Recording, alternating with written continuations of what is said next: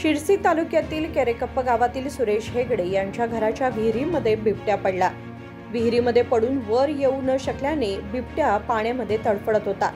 बिबट्या विहिरीत पडल्याचे लक्षात आल्यानंतर स्थानिकांनी वन विभागाचे अधिकारी आणि पोलिसांना याची माहिती दिली। घटनास्थळी धाव घेतलेले पोलीस आणि वन अधिकाऱ्यांनी बिबट्याला वाचवून पुन्हा जंगलात सोडवले।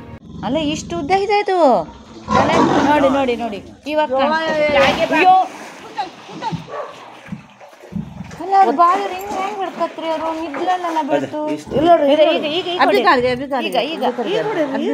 ಈಗ ಹೊಡಿರಿ ಈಗ ವಿಡಿಯೋ ಮಾಡಿ ಆವಾಜನ ಸೌಂಡ್ ಕೊಡ್ಲಿ ಈ ಕಡೆ ಬರ್ರಿ ಈ ಕಡೆ ಮಳೆಗಾಲ ಅಲ್ದಿದ್ರೆ ಹಿಂಗ್ ಕಾಣ್ತಿತ್ತು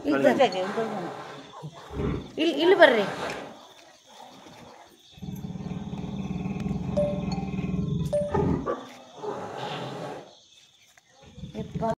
निखिल सुकर, KMM मराठी, रामनगर।